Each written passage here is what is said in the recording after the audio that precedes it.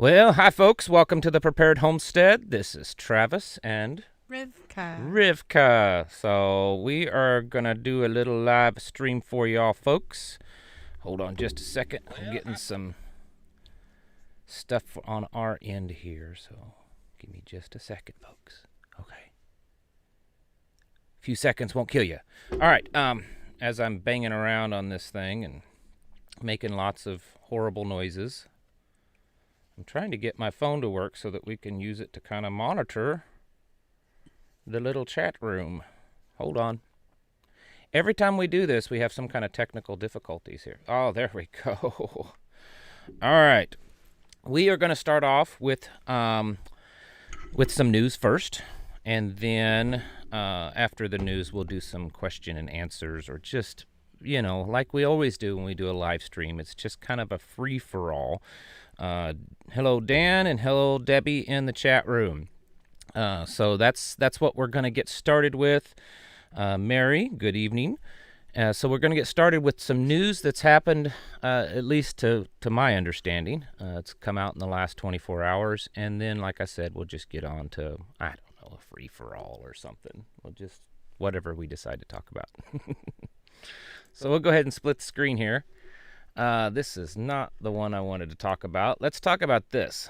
More digital currency stuff in the news. The Fed moves towards monetary totalitarianism. This is out of Zero Hedge. This particular article is authored by the Mises Institute. The CBDC would give the government the power to determine how much a person can spend, establish expiration dates for deposits, and even penalize people who saved money. Remember, just a few months back, the press secretary was talking about excess savings. Remember that? When it was brought up that, people are now having to dip into their savings just to live, they're just to pay their monthly bills. And she's like, well, that's just excess savings, because I guess, you'll own nothing and be happy, so we can't have too many excess savings either. Then we're going to move on to this one, and this one is, in my opinion, probably the biggest thing in the news that I've seen in a while, and this is pretty scary stuff in a way. Talked about this just a few days ago, but this is certainly more detail.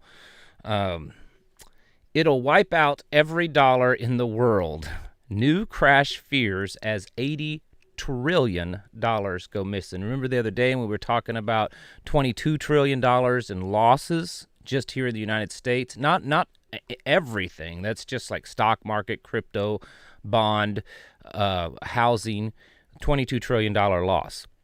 This is talking about $80 trillion going missing, and this isn't coming from just, any kind of Yahoo that's making a comment. This is, like it says here, this warning does not come from some headline-grabbing doomsdayer, but from arguably the most respectable financial body of all, the Bank of International Settlements. This is the body of central bankers based in Bastille, Switzerland.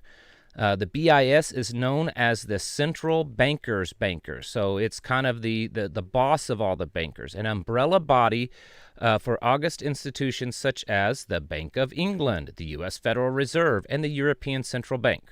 Okay, so this $80 trillion that's missing is because they're warning. They have come up with this report. The Bank of International Settlements, their own researchers can predict financial crises 3 years in advance. Blah blah blah. She's telling me there was something in the chat that was important. What? All right, hold on just a second. I'm doing something here. Okay. Now they are warning of a crash, the scale of which we have never seen before, with a staggering $80 trillion at stake. Okay? This is substantially more than the Wall Street Lehman Brothers collapse back in 2008. That was a $619 billion. This is $80 trillion. $80 trillion is more money, is more than the U.S. has in circulation, more U.S. dollars. The BIS described as the FX swap debt market as a blind spot that risks leaving policymakers in a total fog. The latest Bank of International Settlements quarterly report said that there is this terrifying 80 trillion plus hidden debt estimate is greater than the total of stocks of U.S. dollars, treasury bills, repo, and commercial paper in circulation combined. So there is $80 trillion in debt that it's there somewhere, right? It's just there, and it's a blind spot according to the Bank of International Settlements.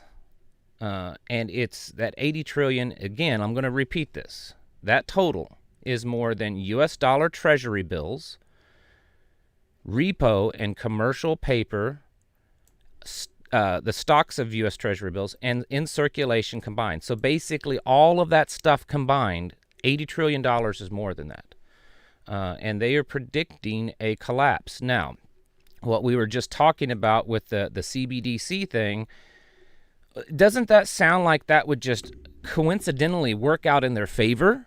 They realize that all the money in circulation is worthless because there's so much debt that they didn't know about, so it all collapses, and then we quickly move over to this stuff. Moving on, because I want to get through this quickly so we can just kind of chit-chat and talk with all you. Here's another one. Can you guess the percentage of Americans that are having trouble paying for their grocery bills? Anyone take a guess? Let's see. It's down here. 70%? Yeah, well, pretty much just about.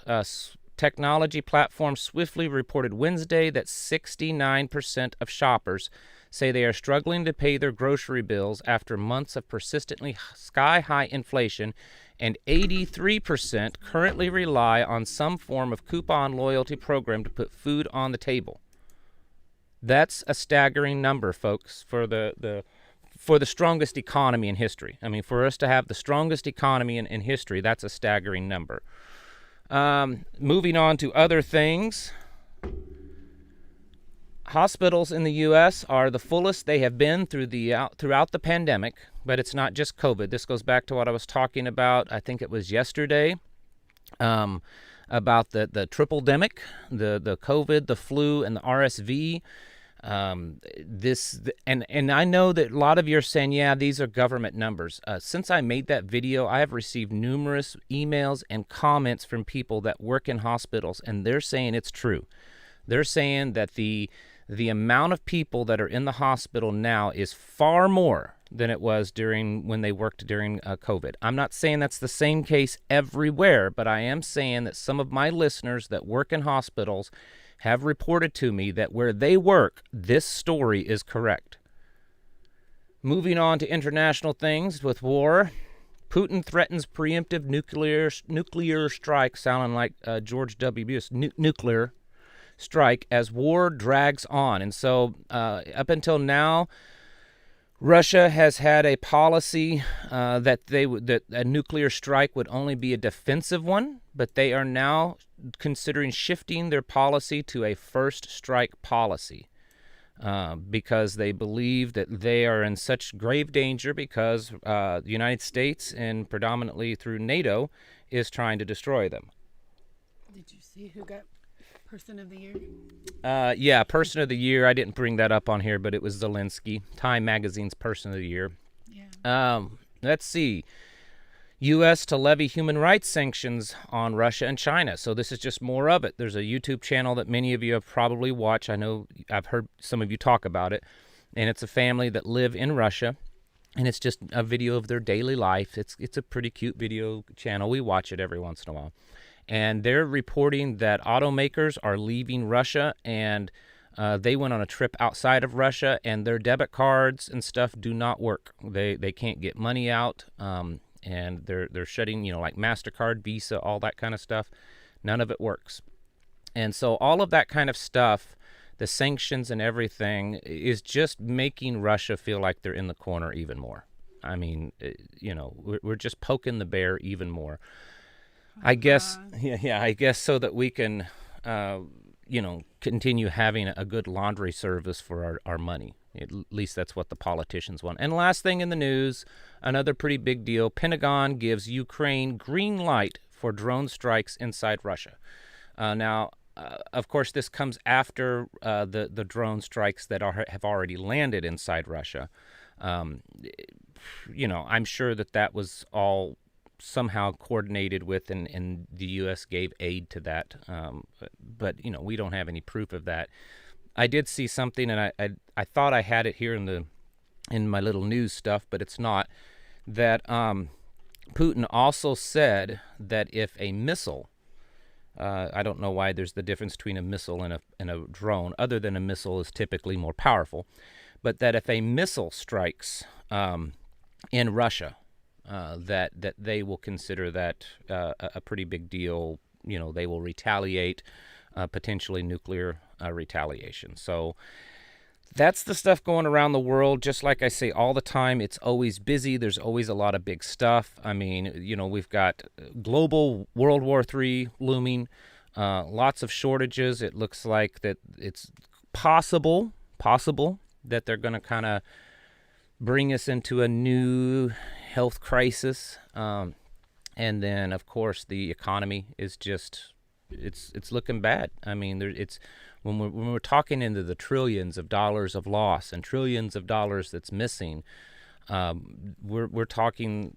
it sounds like they're setting it up, right? They're setting the stage so that 6 months, 12 months down the road, when they say, yes, it's all crashing, the dollar is crashing. Remember what we've been telling you about the debt and the loss of money? It's because the dollar is not, worth anything anymore. China and Saudi Arabia has a deal with oil with yuan. Dubai is working on deals. Russia's working. Our dollar isn't backed by anything anymore. And so we have a solution for it. We'll just switch over to this digital stuff. Anyways. I have to interject. Yes, I was getting ready to say You've turning got it some over to you. fans of the crunchy gravel sounds. Oh, I know. And they miss it. So maybe you can give them a little. Yes. In fact, I was telling my wife was it today, this morning? That he misses I really it. miss it. I have talked about this over my Patreon channel, which for those of you that are on Patreon, that's kind of the benefit there, is that I'm a little bit more personal. I tell a little bit more of our personal life. Not a lot. I mean, we still have to guard ourselves because There's it's no public. Inquirer stuff going on over No, there. but I talk a little bit more, about myself and the family. And anyways, Like what's going on? I'm still recovering from a back injury. I have pulled my back in the past. I've had a couple of surgeries, and I do have a spinal cord injury that I live with. But usually I recover within days, maybe a week at the most. And I'm assuming there's two things going on. Number one, I'm old now. Well, I'm older, middle-aged. No, you're not. Not yet. She has to tell me that because we're the same age. Yeah, no, not so yet. when I say I'm old, she's like, no, No, you're not not old. yet. You're not old. We have another 5 years. Oh, okay. But I'm getting older. And I think it was just a more severe damage to my back. I know I haven't gone to the doctor. I've had lots of people tell me that. A friend of ours is a... Like with the inflammation, there's people that will tell you that. So there's people on both sides of the spectrum. Right. So your diet is very low inflammation. Right. And we eat super clean, healthy. You're nursing it. And, yeah. And also, one of my best friends is a naturopathic doctor. And so he's also advising. And I know from going to allopathic doctors in the past, it's usually here, take some muscle relaxers, and that's about it. But it is getting better. I did make a couple of videos a week or two ago of me walking, and I had felt better then, and so I went on the 5-mile walk. He's not allowed to do this until he's 100%. Yeah, I went 2 days in a row. I did the 5-mile hike, and then the third day I couldn't hardly get out of bed, and it was like I started all over. It got worse. It did get worse for a while. And like the worst it's been probably since your surgery? Yes, yeah. yes. So he's not... The last couple of days, the pain's still there, but it's not as bad, and I am getting around fairly normal, but I have to be careful. For those of you that have back problems, you know how it is.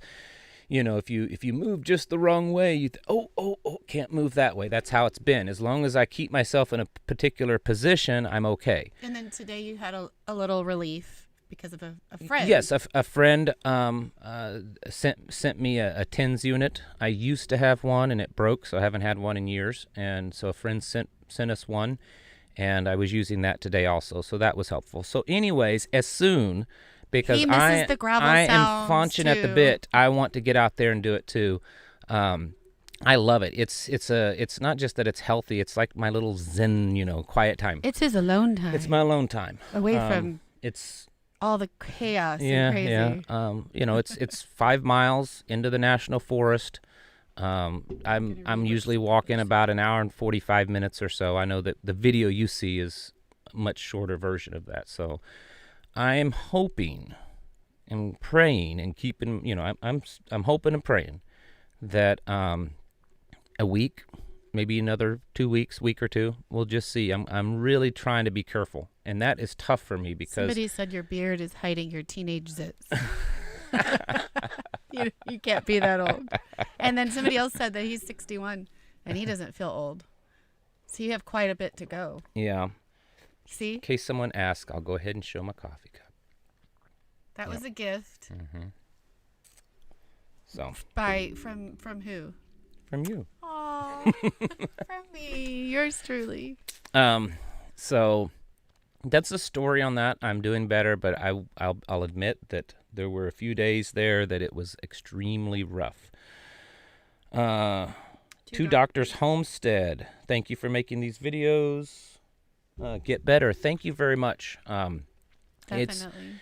My wife can definitely, I think, testify to the fact that I don't like to stay still. I get fidgety. I like to constantly be doing stuff. It is something I guess Not just fidgety, like. Not fidgety. I want to be doing something. I want to be working. Yeah, I wants to be busy. I have to be busy. I want to be working. I'm kind of a workaholic. So I've been that way my whole life. To lay in a bed or to just sit is very counterintuitive and against his nature. Yeah, like the pain honestly isn't even the worst thing. It's just the setting or not doing anything or watching everyone around do things that I would normally do, and I hate that. I'm an extremely independent person. Any questions? Just like, hello from Texas. God bless a healthy marriage. I know I had said from West Virginia. I know I had said a month or so ago that I was probably going to stop announcing our local meetings. I do want to tell you though, and I'll get to the reason why. Our next local meeting is actually next Sunday, the 18th. The reason why I'm saying it is for a couple reasons. We are hoping, I'm still trying to get it all nailed out, but we're hoping the entire meeting will be heavily focused on CBDCs, what we're doing locally and can do locally as a group, what you can do individually to kind of, protect yourself from that. Start the planning now. And the other reason why I'm mentioning it is that typically I send out a newsletter that has all that in it to the people that come. And I am doing that, but the newsletter's been delayed. Because of me. Yeah, she wrote an article and got sidetracked, but it's a really good article. It's so long I'm having to kind of reformat the newsletter. Because I don't have a problem with being wordy. But it's a really good one. So that should go out either this evening or in the morning. So since it's going out a week before the meeting, I want to go ahead and mention that. Also, the newsletter itself. So a lot of you I send a lot of you the newsletter. There is a link pretty much in every video in the description down towards the bottom where you can sign up for the newsletter. It's totally free. If you can't do that, if it doesn't work, right? Yeah, if it doesn't work, shoot me an email and say like, people. Yeah, there's been a couple of people that it didn't work for, but most everyone in all caps when you email, please put something about newsletter, add to newsletter or something. Working or something like that. Yeah, something like that, and we'll manually add you. Now, here's the deal on our newsletter for those of you that don't know. It's not a newsletter specifically about this channel or about us. It's a newsletter about our local community. I don't sell any. if someone saw the newsletter, you'd probably never know anything about our YouTube channel or anything. It's not used at all to promote that at all. We're trying to morph it into a community newspaper. So I'm using a different format. So that's why it's taken so long. There's a bit of a learning curve, and I may not stick with this exact format, but the reason is this is a printer-friendly version, and it looks like a newspaper. And so that you can print it off and hand it out around your community. And even though the information is mostly focused here in the Ozarks, things like her article and another one of our members' articles and a few other things that's in it, it's good for anyone, anywhere. And this is a free service that we do, and we're hoping, because as things get worse, you know, you can look back through any type of revolutions in history, our own American Revolution, even the left's revolutions, you know, communist revolutions, both left and the right, almost every one of them in history. One of the key things that helped them get started is having a newspaper, having something that they could share information around. And I know we're like, well, we don't need that anymore. We got the digital world. I still think a newspaper is important, and it's less easily tracked and deleted and shadow banned and censored and all that kind of stuff. And it's more easily anonymous. Like, yes, people it is. Yes, and so use a pen name. Right, and so that's what we're moving our newsletter to. You know what? You remember Robert Swift? That was his pen name. Yes. If you guys, you can talk for a second. I'm going to give you a sneak peek. Yeah, go ahead. Somebody asked me where I get my headscarves. Honestly, this one is from Walmart, and I just get them from used. I got a whole bunch from a garage sale once. Mm-hmm. They're just normal scarves. I get some occasionally from Amazon. And then somebody else asked me about my chicken earrings, and I would like it if you, when this is done, can you leave a link to them? I can leave a link or he can, in the video comment section, because she has chickens and deer and cows and mountains and all kinds of fun stuff, bees. Anyway, and they're a friend of the family's also. They used to come to the meetings a little more frequently, but they live a few hours away, so they don't get to come as often. He's also the knife guy. The neck knife I wear often. He makes that, and his wife makes cool earrings. All right, the whole family does stuff. They're all very talented. They're those kind of people that you're like, man, why are they got so it together, talented? like life goals. I have no talent, and they have tons of talent. Anyways, so I'm going to give you folks a sneak peek at the newsletter so that you know what it looks like. Real quick. Oh, go ahead. I wanted you to address this because you know this. Mm-hmm. Somebody says working on your core strength will help with lower back issues. Well, we know that, and that's what you have been working on. Yeah, that's what I'd been working on. I have, because people have asked, so I guess I'll go ahead and say it. Since June, I have lost 53 pounds. And part of it is working, the walking. I walk, and I wear the pack, 40 pounds. And then I also have resistance bands. So I am doing those things, but apparently I'm either not doing them enough or not doing the right ones. So I'm looking into that of how what I need to be doing better. So it's not like I'm not doing anything. I just am either not doing enough or not doing the right exercises. Go ahead. Okay, I'm going to give you a sneak peek of the newsletter. Now, it's not complete, so it's a template. You know how those templates are? Some of it's filled with fake articles. The newsletter link isn't working. Is it not working? Okay, I will work on that. If it's not working, just shoot me an email. But anyways, I'm going to give you a little sneak peek of what we're talking about here. So it's going to look something like this. Now, this over here on your right-hand side, that's just one of them dummy letters that they put in a template, so ignore that. That will be replaced with a couple of the articles that I'm working on tonight. But, we have a classified ad area. This over here is a local calendar of the Ozarks, so prepping and homesteading events here in the Ozarks. Not just anything in fact, all of these here are stuff that other people are putting on. We have a faith section, people in our group, they all contribute to this. So there's a little daily devotional kind of thing that you can use. We have prayer requests, and you out there can contribute too. Like if you have a prayer request and you want to add it to this, you can. We have a little handout here. As you can see, there's a blank page. I'm still working on it. This is just a little handout for ham radio, and then there'll be another article down at the bottom. So that's what we're talking about when I say a printer-friendly kind of newspaper, and this is formatted to print out on a 8.5 by 11 standard letter size paper. Eventually, it would be wonderful if we could have a real printing press, but this works. Someone's asking, do I think that we've ever had any undercover alphabet people at our meetings? I don't know. Some of you might be wondering that, but our meetings are very family friendly, and they're family friendly. And some of you may not like to hear this, but our meetings are pretty vanilla. We do that on purpose. Our big monthly meetings that I mentioned to you and to other people that are open to the public, we don't talk about.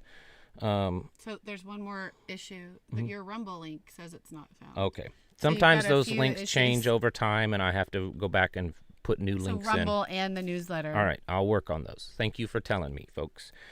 So our big monthly meetings, we don't talk about any kind of deep strategy. We don't talk about anything that we're afraid to talk about to public. I mean, we've had state senators there. We've had other government officials there, like come and just talk or just come to the meetings in general. Local people in this local area come there. People from the local Chamber of Commerce has been there. People from the local Lions Club, that kind of stuff, even though I may not necessarily agree with their organizations. They have come there and they're like, wow, what you're doing is amazing. And I know some of you like, well, that I wouldn't want them coming to my meetings. These meetings are about building community. The actual Prepper Mag meetings are done separately in smaller groups privately, and I don't make announcements for that.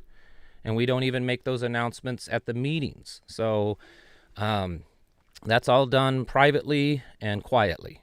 These meetings are about building community connectiveness and that relationship with communities.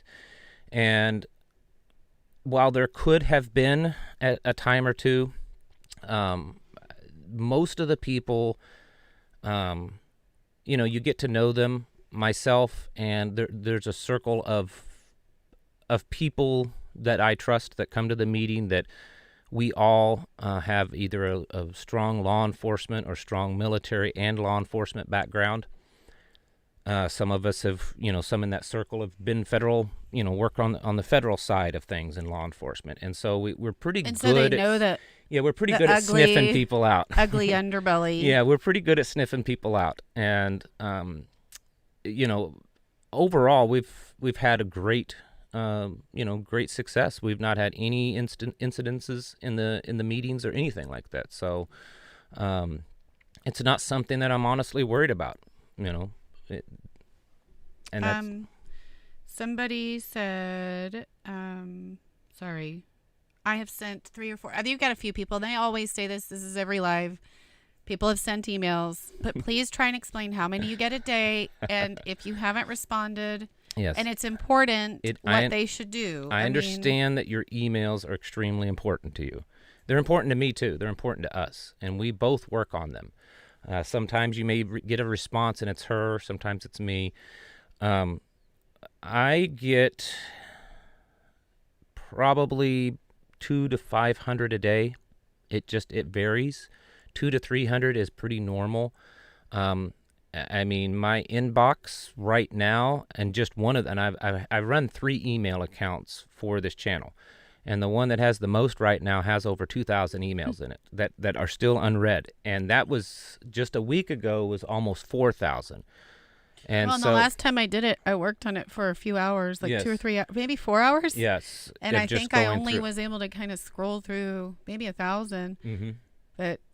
And a lot of it's just junk, not necessarily junk. It's just stuff that someone's trying to sell something or someone's wanting to advertise on the channel. But we still have to kind of go through them all so that we don't miss an important one from you. So if you have emailed me and haven't responded, let me know, and like send another email and put something in the you'll need to the like all caps or something in the subject line that kind of jumps out at me, because when you're getting that many a day, it's really hard to, that's why most other YouTubers, and I'm not knocking them at all, please don't think that I'm knocking other YouTubers. That's why most YouTubers, when they get to a certain level, they stop responding to emails. I hope I can always respond to emails. But it is getting pretty difficult to respond to all the emails, but I hope I can. And then some people, there's so many people that are just needing help with, figuring out, they're wanting to move here, or they're needing advice on what to purchase. Or like, we should talk about maybe putting the forum together so that people can help each other, like maybe putting something like that. Right. I mean, well, that's what TPH Network. Oh, yeah. Sorry. If you go to tphnetwork.com, that's our website, and it functions pretty much just like Facebook. Yeah. I'm not on there. Yeah, she doesn't get on there. I'm technologically a little challenged, so, Yeah. But tphnetwork.com, it's free. It functions a lot like Facebook.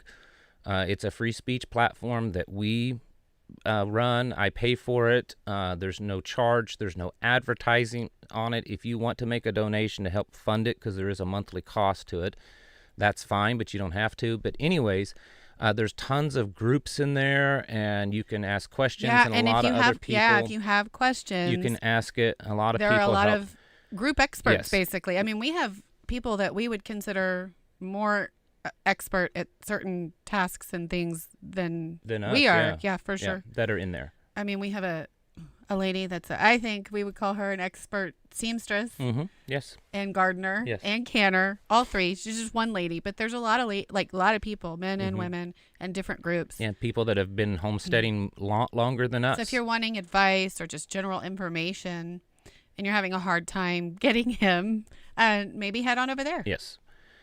Now, I will warn you, I run it kind of as a free speech platform. I do have rules.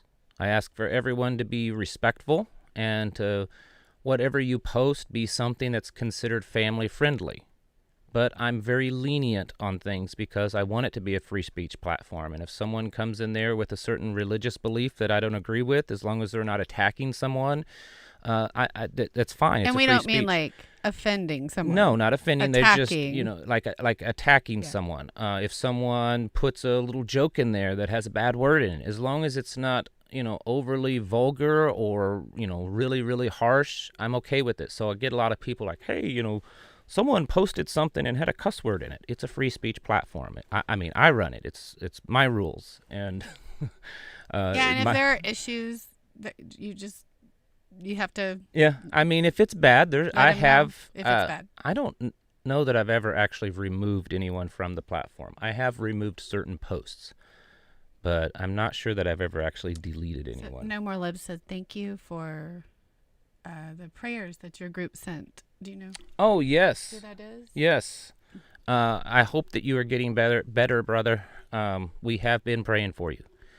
Someone that we've been praying for here locally.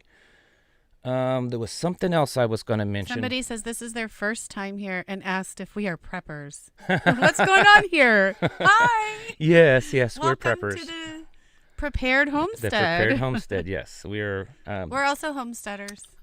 Just my opinion of preparedness is self-sufficiency. If you want to be as prepared as possible, then you should work towards being as self-sufficient as possible. And we push kind of a whole body preparedness. We prepare our bodies, our minds, we prepare physically, but most importantly, we prepare spiritually. So that's our opinions there. There was one other thing that I wanted to bring up tonight, and I cannot remember. See, it's that old age thing again. No. It's that you're so busy. It might come to me, maybe. My coffee's cold. Somebody said that Girl for Freedom, she's talking about her email. She said she did all caps. So try again. I'm so sorry. Or go back and re-email the same email, if you don't mind, and we'll look for it. But it's a tough thing, but we try to keep up as much as we can. So Kilted Sasquatch. I like what he said here. I like your name too. Repo. The term preppers has a negative connotation.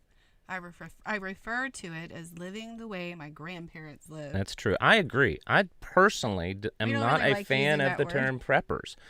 And it's like we're not doomsdayers. Right. When I first started this channel, I was trying to use a different term, and it didn't.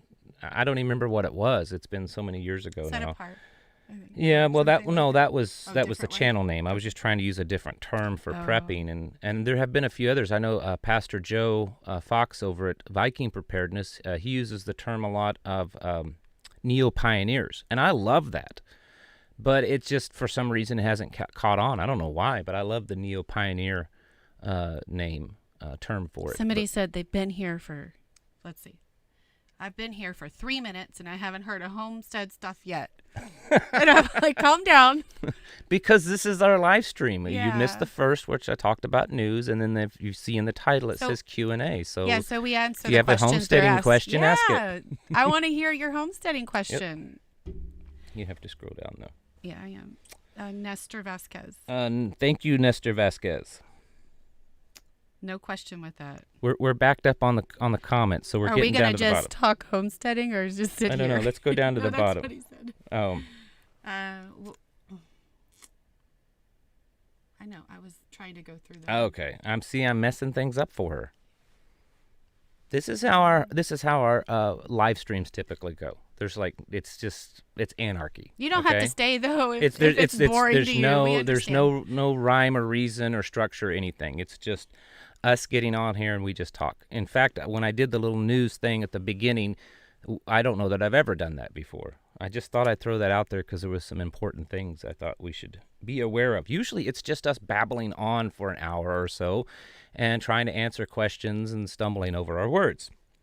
You get to kind of see the real us. Here's what's this. That's something I was trying to...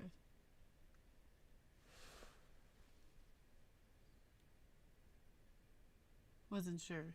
Feeling inside something terrible is... someone's asking, I don't really know that I have an answer for this, but I'm going to ask, I'm going to read the question.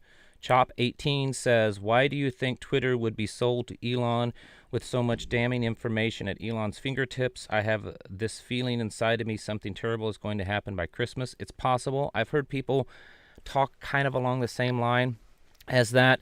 Yeah, I'm going to shock a lot of people, and some of you may not like me after this, but I'm just kind of it just comes out of my mouth, and that's it. I don't really think Elon's that great of a person. I'm not talking about him personally. I mean, he may be a wonderful person in real life. We don't know him. I don't know him. I'm saying on kind of a scale of the globalists, there's too many other things. He's doing this Neuralink. He's definitely transhumanist. I know that his Neuralink is supposed to be used so that the AI doesn't control humanity, but and still that humans can control AI. But still, he's a huge advocate for that.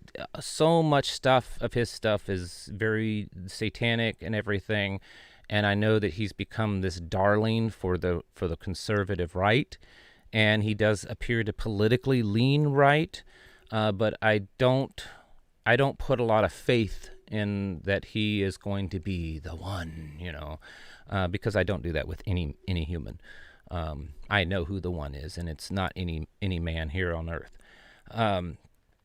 So why did they let him buy it? I don't know. I often think about, or I've used this analogy before. Think of the mafia. A lot of times inside of the mafia, you have different factions, or in any type of organized criminal. And you're speculating. Like, this is guessing. This is my opinion. Okay. So the left and the right on the globalist scale are just different factions. It's just like here in America, we say the Democrats and the Republicans are two sides of the same coin. I believe it's the same way on a global stage, that you have the socialist, communist, utopian, globalist, and you have the nationalist, capitalist globalist. I mean, I know that sounds like an oxymoron, but I think they're just two sides of the same coin. That's just my opinion. But I know that's not really answering your question. So Jason Casper. Jason Casper. I don't trust Elon Muskrat transhumanist technocrat. And, I mean, and everybody Jason can see that he said Casper, that, yeah. if you don't know who I'm talking about, down in the comments in the chat, this guy knows about cryptocurrency. So if he produces content on YouTube of cryptocurrency content. So and that's something that I just don't know a lot about. I don't talk about it a whole lot. I mean, I understand how it works. I get it. It's not that. I just don't trade it and all that kind of stuff. But this Jason Casper, you can click on his little name down there in the chat if you're wanting to know more about what's going on in the crypto Bitcoin world.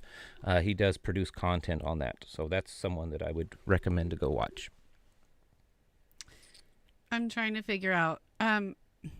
Angry, if you have a question, could you ask it again? Because I missed it. He's upset. This is his first time in here, and people are trying to tell him he came in a little strong. Just chill, calm down. If you have a question, please ask it again. I have thin skin, so it takes a thick skin. Yeah. Thin skin. It's I was going to say thin. it takes a lot to offend me. Yeah. Sorry about that. He doesn't get his feelings hurt terribly easily. No, not at all. Not at all. So, like my grandpa used to say, you can call me whatever you want, just don't Dr. call me late for dinner. Says that there's speculation that the board would have gotten sued for not taking the deal. And that's possible too, yes. Yeah. Because I've wondered that too in the beginning, and then now this has come out. Like, they didn't have to sell to him. Maybe they thought that if, the only way to make any money, because look at it this way, if the board had not sold to Elon Musk and then this eventually came out, which it most likely would have. I don't know how they could. It's amazing that they kept this under wraps so long. Eventually, there's always going to be someone that leaks something. And then if it came out, then it's possible that Twitter could crash, their stocks could crash, and, all this kind of stuff. I don't know. I'm just speculating. But now because they sold it to Elon, they made their money off of Twitter, and then Twitter's not going to probably crash because of this, because Elon is doing it because he's in control and he wants to clean it up. So it's not like people are running away from Twitter because of this. They're running towards Twitter now because of this. So I don't know. So somebody asked, and, don't laugh, because some people are just starting off and they don't know. And I don't know. And then some of us are just not sure which way is the best way to prep. So would you recommend organic or GMO'd wheat for storage? And I think that's like your finances, your money. Yeah. What can you afford? Because a little might be, and this is my opinion. You might have a different opinion, but a little of one will get you a lot of the other. Right.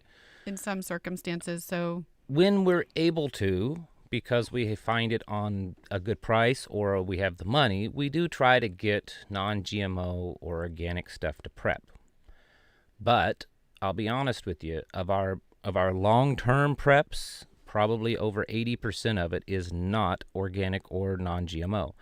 And it's because there is so much substantially cheaper. And I know that's not a good thing to promote. I mean, you would think that someone should get on here and say, no, you should only have that because it's going to affect your health long term and stuff. Like if you got to eat, you got to eat. If you got to eat, you got to eat. Now, here's what we do to kind of counteract that. My wife and I are both herbalists, big into the natural healing type of world. And so we have done a lot of research, and I'm not going to tell you what it is because we don't necessarily have all the answers yet, but we're constantly working on that. Plus, we have friends that are herbalists and naturopathic doctors and stuff. And so we try to find out what are some natural things that we can do to help try to counteract that. And I know some of you are going to say, well, you can't counteract non-GMO. Maybe not. Maybe you can.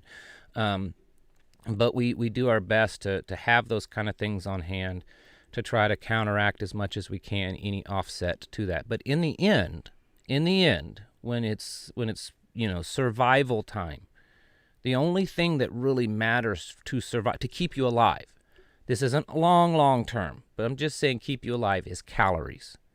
That's what matters in the long run. In the short term, right? Like in the short term, but to get you through that long, in that interim before you can grow or before you are settled, you just need the calories. And so we have a lot of stuff that we just don't eat that much. Like for instance, white sugar. We don't eat white sugar at all. No, like it's not in our house. Or peanut it's not butter in with our sugar kitchen. in it, or we don't eat any kind of sugar white in processed sugar. But I have a couple 100 pounds or more, I can't remember how much now, maybe more than that, of white sugar. Why? Because it was really, really cheap when we bought it. And it's vacuum sealed and Mylar and all that kind of stuff. Because if we're to the point of starvation or malnutrition, it is something we can add to foods to increase our calorie intake. It's not healthy. It's a poor person's food. But it's the same. Yeah. Rice is too. Yeah. Rice is. And wheat. Wheat and is a poor person's corn. food. Corn is a poor person's food. It really is. If you look throughout history, that's, the peasants, they ate the wheat. And the lords and the kings and stuff were eating the fatted calves. But it made them weaker, and that's why we say that, because it does. Right. It makes you weaker. But so we have those things. If you just need to get through, isn't it better to have some? Yeah. So a good portion of our bulk, like especially weight bulk of preps, are those dry things like beans, rice, other types of legumes, corn, sugar, oats, probably leaving out a few other things, lentils, and then we have canned food, store-bought purchased canned food, and then we also can our own stuff from the garden. Oh, that's the next question. And then we also have animals that we process and we put in the freezer, or we process in other ways to keep them preserved. But I mean, I can't get on here in good conscience and tell people, no, you should only prep in the highest quality, most expensive, organic. If you can, you should. Now, some of you have the finances to do that. And there's nothing to feel bad about for that. And those of you that don't have the finance, we shouldn't poo-poo the people that are making enough money that they can go out and just prep. It's better to survive than it is to not. That's fine. I mean, if you have there's nothing wrong with that. But for those of you people making $20,000, $30,000, $40,000, $50,000 a year, it's probably unlikely that you can prep only in organic and non-GMO. Mm-hmm. It's just, that's the reality of it. Because the stuff, it's always been expensive, and it's even more expensive now because of everything that's going on. Even 5 years ago, 50 pounds of organic wheat was a little pricey, and now it's a lot pricey. So you do the best you can. So what are your thoughts on canning, and can you grow a small garden in an apartment? And I think the answer is yes and yes, absolutely. Yes and yes, you can. You just have to learn to utilize space properly. Yeah, the question is, I think the bigger question is can you grow enough to live off of? And I don't think so. I don't think so. And I could be wrong. That's why I see this, I've said this so many times on this channel. Your food preps, when I push for having a minimum of 1 year, but preferably 2 years of food stored up, that is a transition.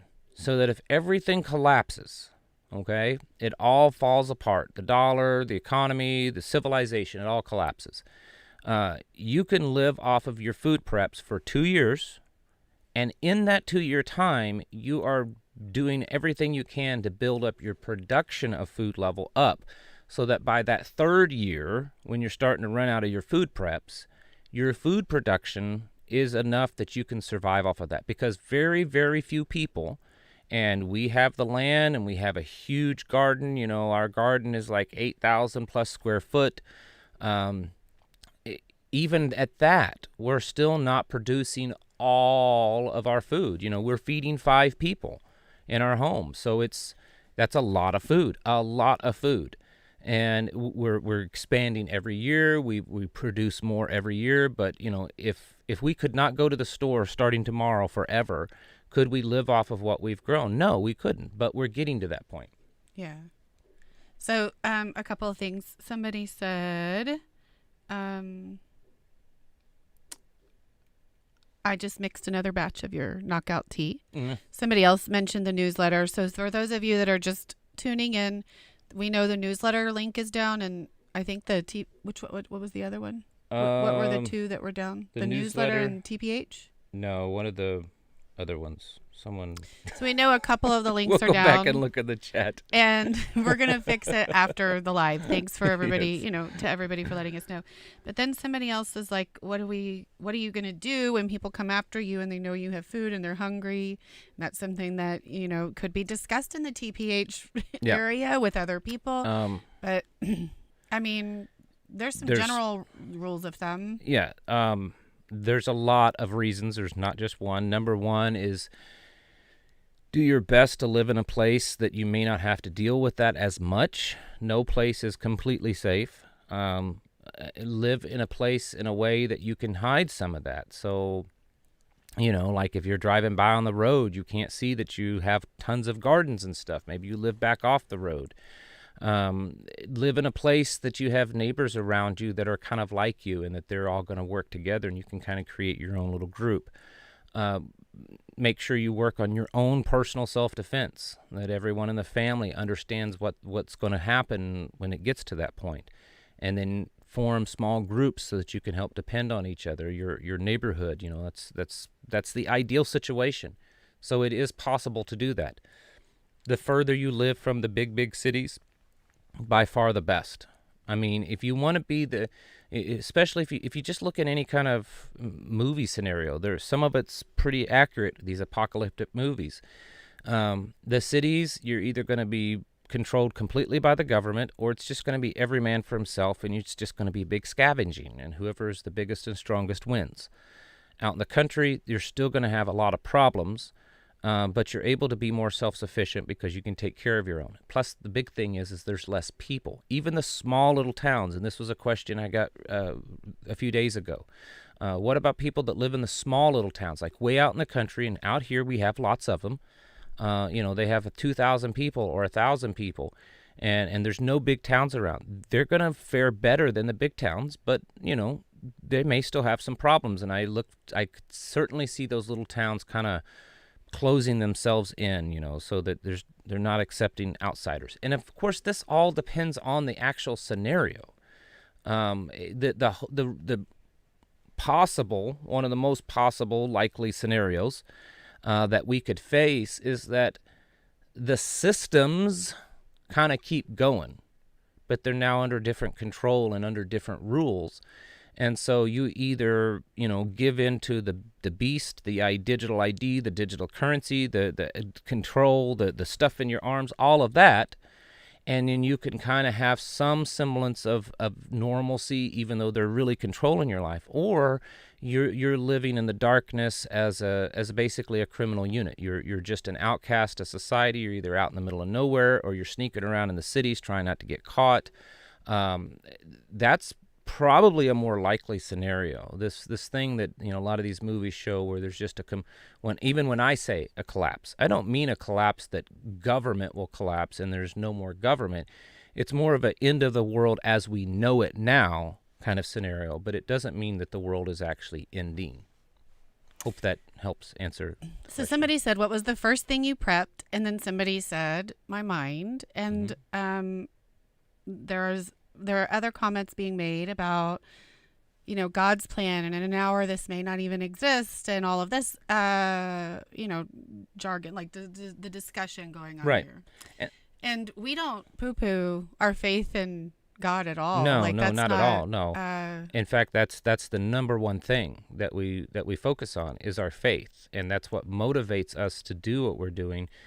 Because of reaching out and trying to help others, whether it's through this channel or through emails or through the many phone calls that we do both of us. We're talking, that's another thing, not just emails. We're talking to people here in our local group and to some of you every week, whether it be through phone calls and text messages and stuff, just giving advice. And we do it because we believe that's part of our faith. It's kind of in a way, it's kind of a ministry for us to help people spiritually prepare also, because, as I've said many times before, what's happening, what we talk about on this channel a lot, and what other prepper channels talk about, are simply physical manifestations of what's happening in the spiritual warfare.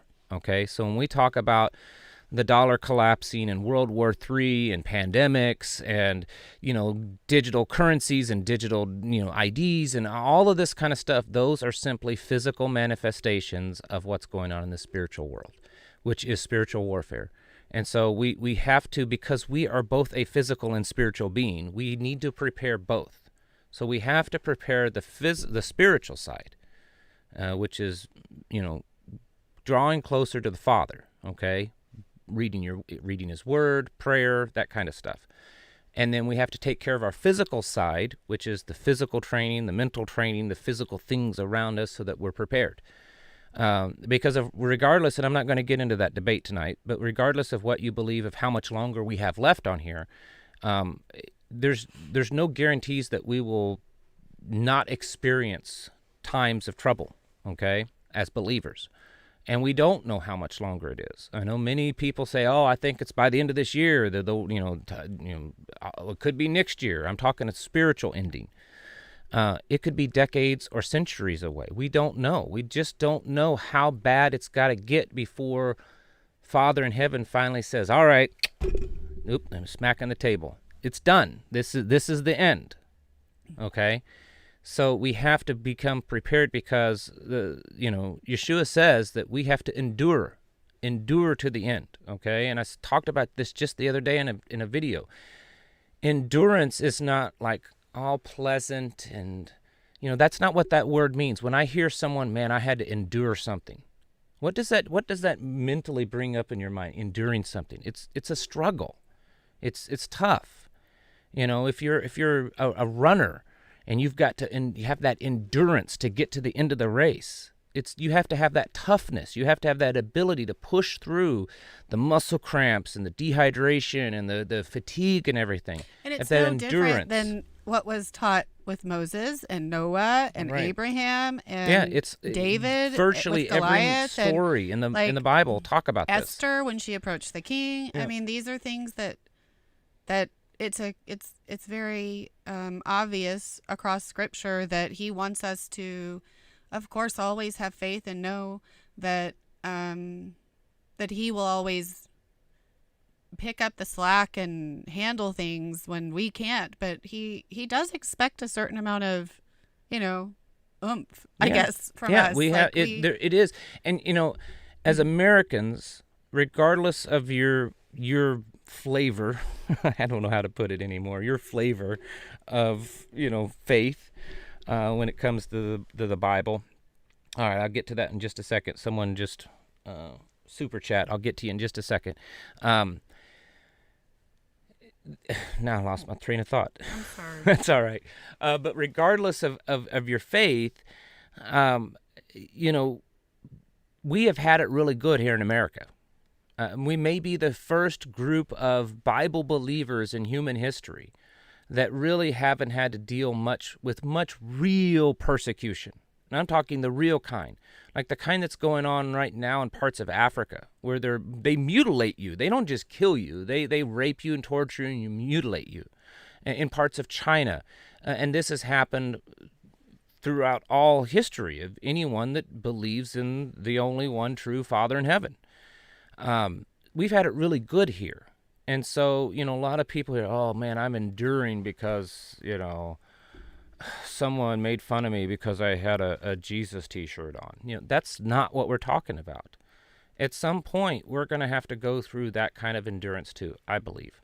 I think things are going to get really bad. It's talked about all throughout the Bible. Yeshua himself said, as the days of Noah, it's going to be those growing pangs. And then he lists all these things, wars and rumors of wars. And he says, but this is not yet the time. It's leading up to it, okay? So the things that we're going through now are very likely leading up to that time. And we don't know how long that time period is, okay? So that's why I believe firmly that we should be prepared mentally, physically, and most especially spiritually. All right, I'll get off my soapbox and answer a question. What is it? So somebody, this right here. Yeah, there you go. Good. Thank you, Boomer21. They'll be choosing a red heifer probably next fall. I think by then things will start to escalate. I agree. It was in the news just a month or two ago that they had been working on developing a red heifer. And for those of you that don't know, I'm not going to go into the great detail, but that is something that's a component, an actual cow, red heifer, that has to happen before the start of a new temple. They have to have so many of them, and they've been working on breeding a genetically perfect one, which is required by Jewish law. And so they made the announcement a few months ago, and they've got their delivery, and they believe that they are absolutely perfect. So it's quite possible. So yes, there's things happening. Not everything in time prophecy has been fulfilled, but a lot are getting fulfilled. So I agree. So Wilderness Gal asked if we had a patch for nettle yet, and we have not done that. But Not she a wanted specific to. patch. But she wanted to bring some on the 18th. Yeah, that's good. I mean, I there's think that some would wild be stuff, but we huge don't have a blessing. specific Yeah, we do patch. have wild nettle. But I would, yeah, absolutely. I love nettle. Cultivated I love, nettle. yeah, Would be, I love drinking just a infused nettle tea. Whereas to me, it's like a daily energy drink, and I take like a half-gallon jar, and I'll put maybe a third or less, 25%, a quarter of the jar of dried nettle tea, and put the hot water in it, put the lid on it, and let it set for at least 2 hours. So it's steeping longer than a normal tea. It's what I call an infusion. So you're getting a lot stronger the medicine, and then sip on that. That can last you a day or two. So that's just not medical advice.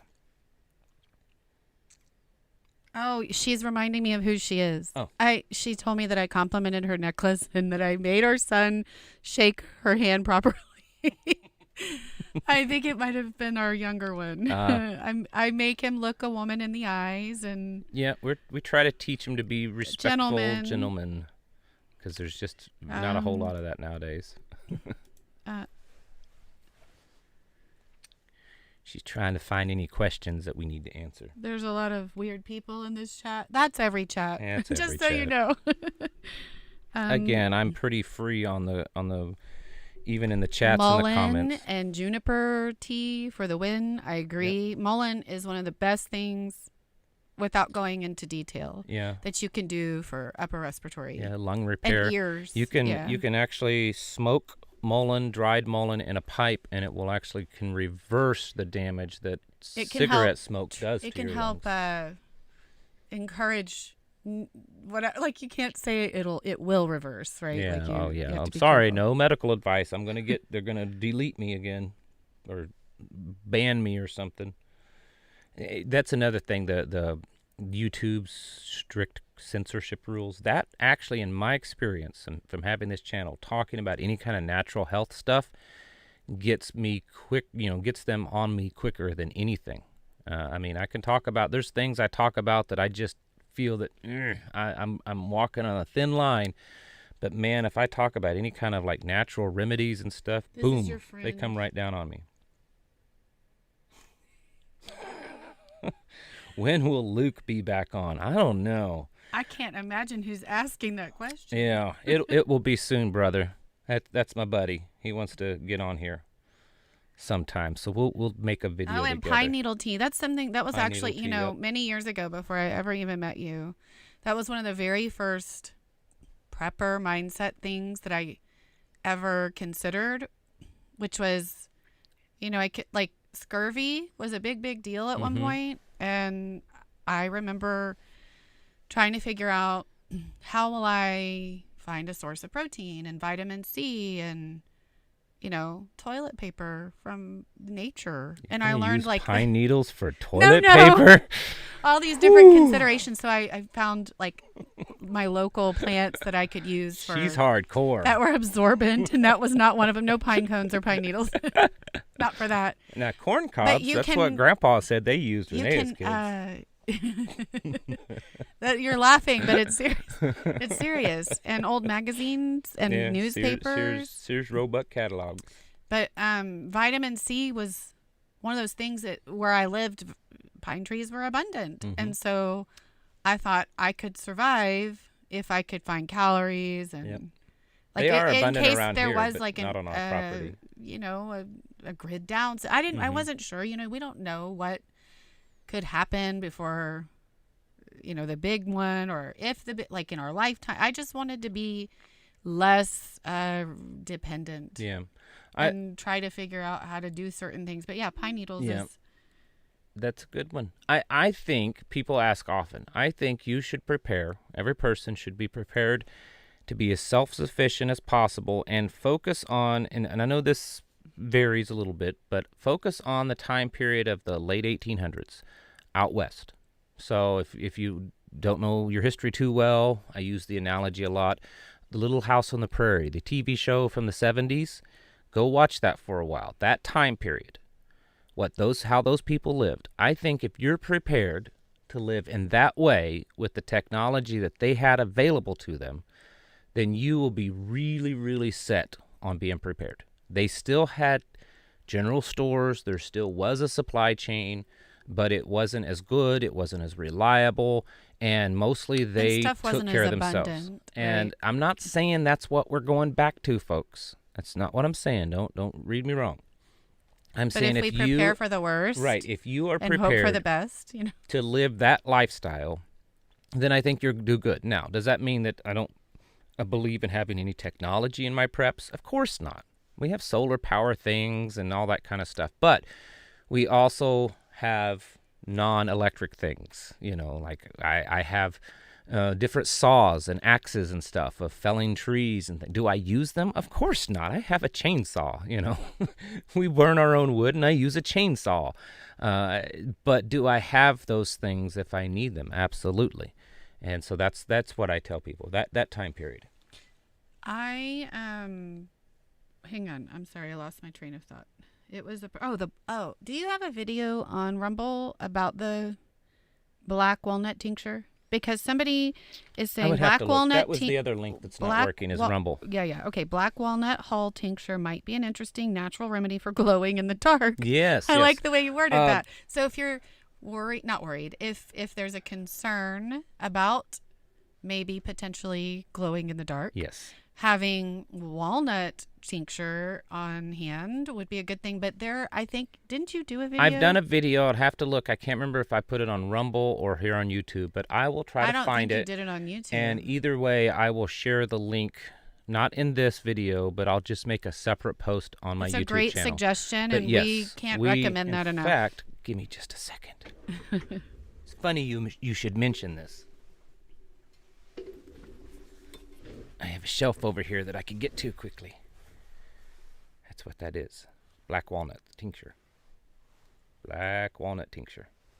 I have several of those over here. This is this year's batch. Try not to make too much of a noise here.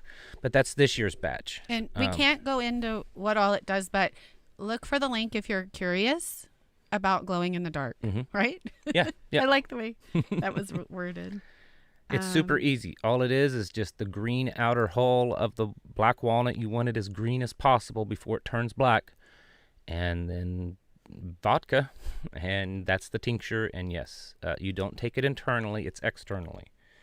But if you want the details, you can email, and one of us will email you the details of the recipe. This person says don't use glossy paper for toilet paper, trust me. But we know that they did. They did.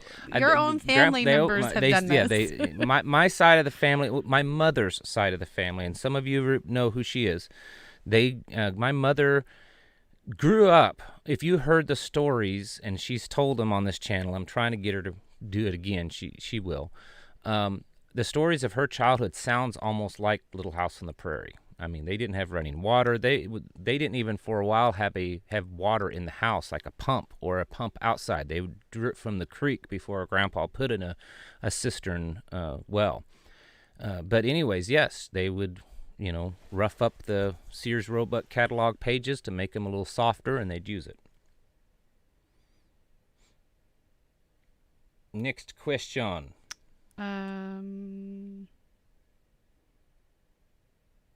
If you have a question, it'd be easier if you put the whole thing, or at least the word question, in all caps when you type it in the chat. I know a lot of channels require that. Someone said, I so love to see a man and a woman who are made for each other. We look like we look Just like kidding. we're made for each other, babe. Thank you for the compliment. I think that's really sweet. I think if a lot of people, if they saw us on our daily lives, they'd sometimes probably think we don't like each other. But it's because we give each other a hard time. We're always picking on each other and teasing each other. But it's a good kind of tease. But I'm too serious. She's more serious than me, yeah. And I'll it's too joke easy with to her pick and on she'll me. I'm like, it's a joke. It's Oh, too okay. easy to pick up. Right? Right. I've been Yes, told that my yes, whole yes. life.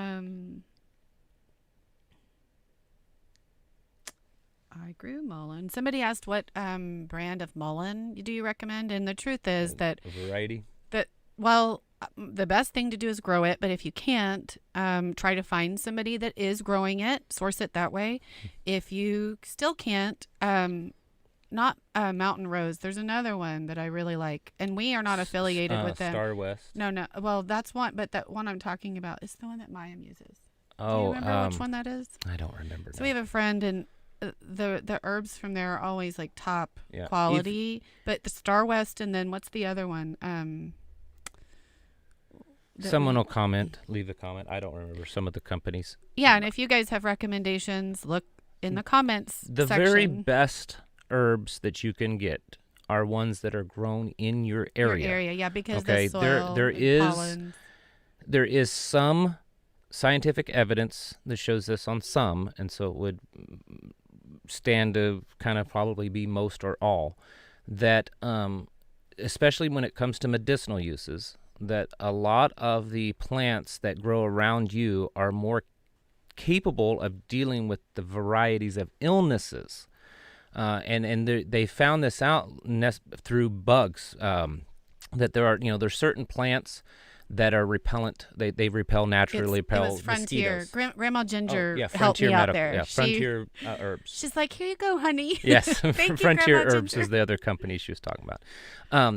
But there was some research, and please don't ask me to pull this up. I mean, I probably could, but it would take a while. This has been several years ago. A certain particular plant that repels mosquitoes, and they found that if they took that plant, say we live here in Missouri, so if you took that plant that grew in our yard, and then you took it to, say, Washington State, or took it to North Carolina. So Jeremy Townsend, he's answering that question right now. Like he asked again, somebody asked again, what's a good brand of mullein? That's okay. what. That the plant that was grown here wasn't quite as effective at repelling mosquitoes in, say, North Carolina, and vice versa. And what they found is that the plant that grew here changed the volatile oil chemicals of it to try to, because there's constantly a battle between pests and the plants, or insects, or parasites, or bacteria that's trying to, back and forth between that and the plants. And so they're constantly this battle, and they're constantly changing a little bit here and there. And so there has been some evidence that, if you're combating a virus that may be going around your area, the plants grown here typically are better suited for that. They're grown in the same air that you are. They're in the same soil and all that kind of stuff. Now, some of that gets on into the non-scientific, but I think it stands to reason. And if you're capable of getting herbs grown in your local area, that's the best. Or grow your own. So Frontier, Star West, Botanicals, Mountain Rose, and then the other one that I guess, can we just link it? I'll find it. Yeah. But then the other thing that somebody wanted to know is, and I can never remember the name of ours, but it is really high quality and very affordable. Star West Botanical. No, no. And we don't get any like kickbacks or anything like that from them. The hand crank mill for our NASCO. wheat. Yeah, they're Yeah, really good, high quality, and pretty affordable when compared to other brands. I can actually bring it up. Someone always asks that, and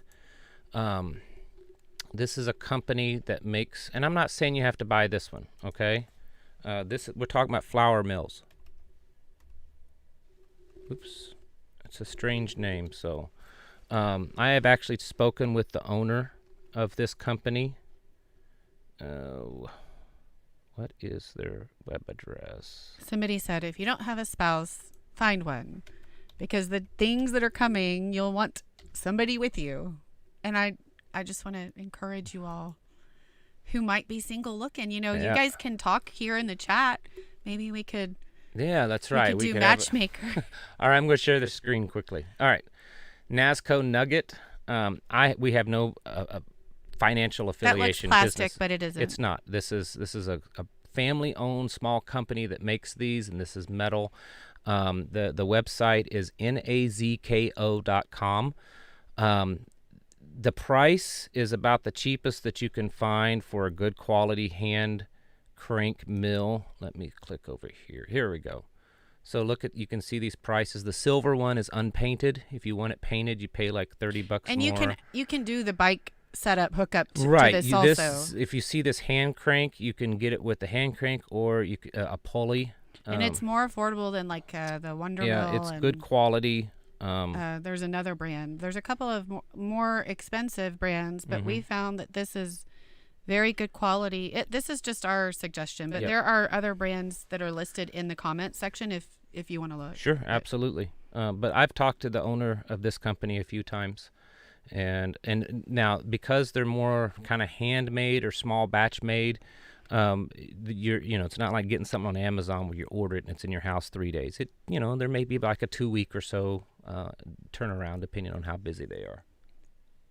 Somebody mentioned strictly medicinal seeds. Oh yes. Love them. Oh, I love that's like my toy catalog. Remember when you were a kid, you'd get this Christmas catalog of Sears or JCPenney's strictly medicinal.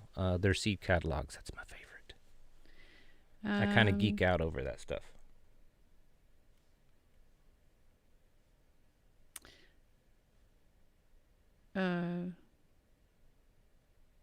According to their tests, egg preservation doesn't really do much.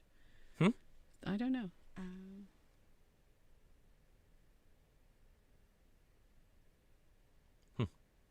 I don't know what that means. Move on to the next one then. I'm looking. There's a lot of conversation going on in the chat between each other, and that's kind of like that. Yeah, we're there's like there's not not a lot of specific some questions right at this moment, unless we go further back. But that's fine. We're okay with it. Do you need a male and a female for quail to lay eggs? And no, that's a big no. No. You need a male and a female if you want more. If you want the eggs to fertilize hatch, the eggs and hatch. But yeah, most all egg-laying animals, you don't need the male. I can't think of any, at least domesticated, that you would. Chickens, ducks, turkeys, geese, quail. No, you don't need a male to have the eggs. This person said, I'm pretty much a caveman, and you can't find a cave woman in Texas. But that's not true. Tell him you found a cave woman. She wants to live in a cave, too. So I'm from Texas. She's always saying, I want to live in a cave. I found one here for sale, an actual real cave. Big I thought cave. You meant a woman in a cave. No, a real cave. And I was like, look, babe. And she got all excited, and then she looked at the price, and it was like $2.7 million. It was a pretty penny. But it was nice. I really would live in a cave. It would. Yeah, that one was definitely big enough to live in. But these earthworm houses, kind of like a cave. Yeah, kind of. Do I get bothered by his beard? No. If he ever shaved it off, he'd have to face some serious consequences, I think. She does like me to keep the mustache somewhat trimmed. Some guys, they let it go down like over. I love the beard, but. And so. He came to me this way, and I tell him all the time, I try to find this happy medium. Don't ever make it. Yeah. Short. Yeah. I like a good. A good black beard. I trim the scraggly, loose ones off, but I cut lengthwise. I take about maybe an inch or so every 9 months. I don't know. I just whenever I think it's time. He says that he only hangs with big women. I mean, little women, not big women. I don't know if he's calling me big, but if that's the case, you can find whatever suits your fancy. That's totally up to you, I guess. Like, it's a free country for now. ZZ Top style. It's getting there. You can't see it. I think it's the lighting. We have an LED thingy light over here, warm light. So you can't see it, but in some of my videos, when the sun hits it right, you can actually see all of the the gray hairs, and there's actually way more than it looks like. Because I'm looking in the screen right now. And I don't know if you Nana can't see P too is much, it but- Nana or Nana P? I don't know. But hi, she says hi. Hello.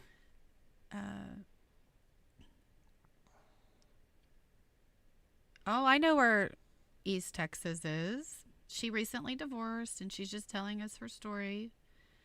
She wasn't planning on getting hitched again, but it's more than a one-man job to survive, it seems, and we agree.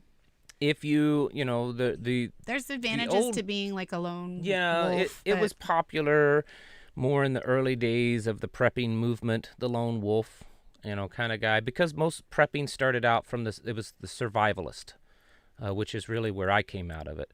And these were guys that, had gone off to Vietnam. They were kind of the first ones. They come back and, kind of like the Rambo movie. And they went off into the woods Sorry. and they survived. And then they taught the next generation, which was me. I was taught by kind of my mentor in survival and stuff was a Vietnam vet. He was a recon Marine, very, very hardcore. And so the lone wolf was popular then, and in some scenarios it's okay, but you have to be really, really good. Thank you, Johnny, for clarifying. But the He average says, person, I'm already spoken for, so he wasn't talking about okay, me. the average person would not do well being a lone wolf.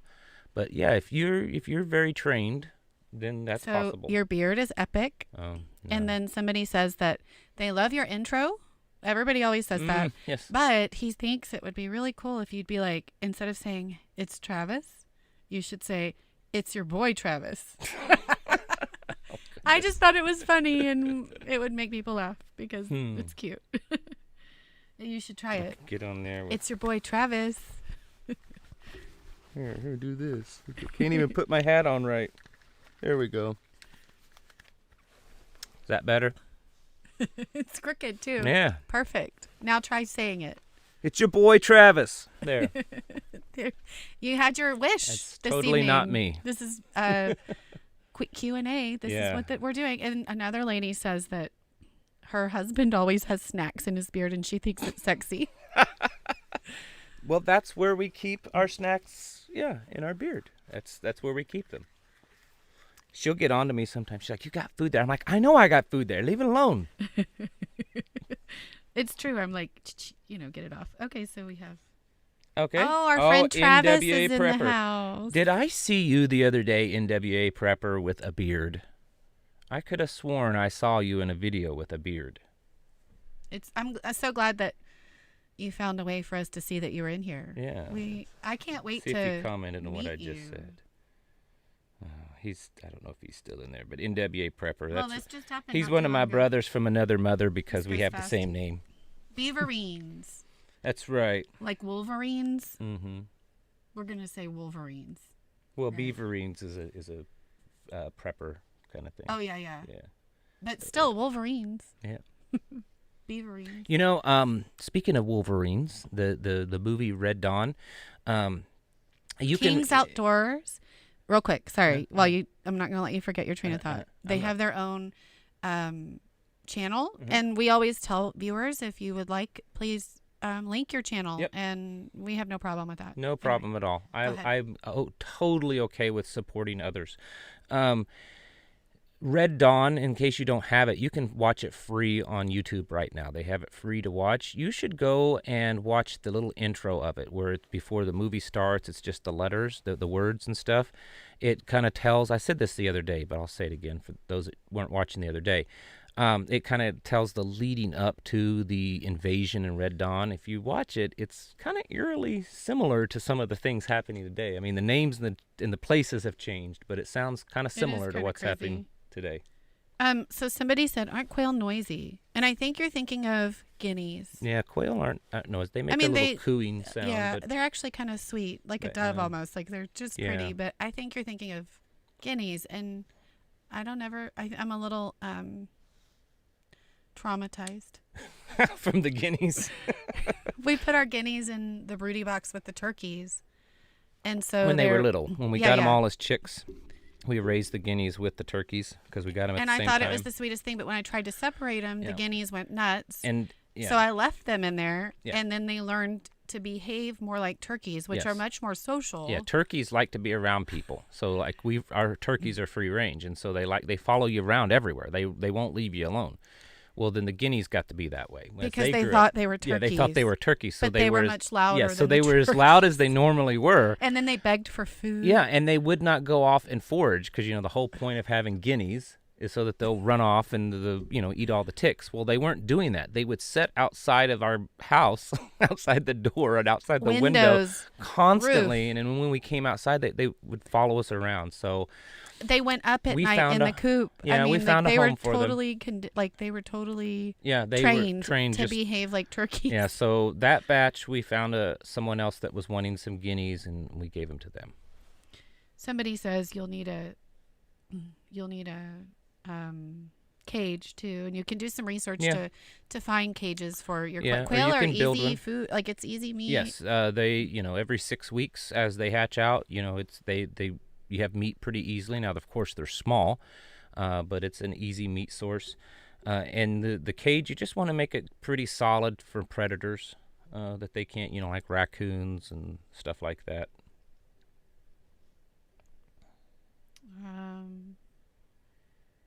The flavor saver. Hmm. What is your method for clean drinking water? So I don't know how controversial this is. So you just stop me and you just say, be quiet. Well, I'm all about controversy. Do I need to get my tinfoil hat out? Somebody mentioned earlier that you want reverse osmosis water. And I think that that's a really bad idea. You need minerals in order to survive. That's true. And it will strip your body of the minerals. It's not just that it doesn't have it, it's that it will, I mean, yes, it's good to get the fluoride out and the aluminum and that's the chlorine. That's good, but and we all know the recent things that have happened with the Berkey. I think everybody in that kind of world kind of understands. which I don't think are true. Well, I would just suggest doing thorough research. You Yeah, should do your own You research. should do a Rumble video on that. Yeah. On the difference, and like we should Yep. test them and stuff. But anyway, the thing is if you have to remineralize, do it. You need minerals. Yeah. Spring water is like from a creek or well from water. a spring. Well water. That's actually as long as it doesn't have a bunch of nasty stuff in it, it's the best. So yeah, you're right. When you do chlorine actually calcifies things like your thyroid and Right. your organs and stuff. So you definitely want to get rid of that. And so does fluoride, right? Like Yeah. that's part of what happens there. But I hope that It- am I going too far? no, the Okay. best water I think to drink is what I call is live water that's alive. So it has live healthy bacteria, live, has minerals and all that kind of stuff. Most all of the processes to make water safe to drink take out all the good stuff. So whether it's reverse osmosis or distilling it, even running it through filtration, it's taking the good stuff out. So We use Redmond salt a lot. yeah, if you and want, other minerals. either increase the amount of either Himalayan or Redmond salt, but you can also add mineral, like you can buy it in a powder or even a liquid. Mm-hmm. You want to make sure you're doing that. So if you're only drinking filtered water, reverse osmosis, distilled water, yes, it's safer. I don't think any of it's 100% safe, but it's certainly safer when it comes to chlorine and fluoride and all that kind of stuff. But there's stuff in natural water that we absolutely need, and that's the minerals. And then there's good healthy bacteria in it. And then But what's your method? our method is we use we have a filter, the Alexa Pure. That's it, Alexa Pure. We also have a Berkey, and we have an Alexa Pure. I'm not going to get into that debate on this video. I have looked at I don't think that Berkey necessarily did bad things. There's third-party companies that's researched this, and there's some details. I know there was a guy making videos. I get it. I've watched his videos, but a lot of his things have been debunked by other people that he wasn't exactly accurate or completely accurate in the videos. But anyways, I'm not going to get into that. I have tested them, my own personal. I've run things through them over the past. I've seen them go from, and we drink it every day. And I have no problem going and getting creek water or whatever. And we have done that before too. We have done that. I'll drink that creek that's behind our house that you see me make vid. I'll drink out of that creek. I don't have a problem with it. Bathe in the creek. We've done that. But, yeah, we do that in mean, the it's just summertime where the kids go down there and they go play down in there it. and play. That's. I mean, they go down there and play now, but they're not allowed to get in. Yeah, it's cold. But yeah, I mean, and I don't have a problem drinking out of it because that water comes out of the ground and out of the spring that feeds that creek behind the house is spring fed. And this is the thing, there's still a lot of water in the United States that you can drink right out of it. You just have to know what it is. And so this water comes right out of the ground, and the spring head is, I don't know, 300 or 400 feet from the edge of our property. From where that creek leaves our property. If you keep going another 300 or 400 foot, it goes up into the woods, and that's where the water comes out. So there's not really any place for any kind of sewage to be dumped into it. So I don't. Somebody wants you to wear a tinfoil hat. With praying hands. All right. He's in a lively mood tonight. You guys get to see him less serious, right? Well, we are going to have to get off here soon because my back's starting to hurt. Just letting you know.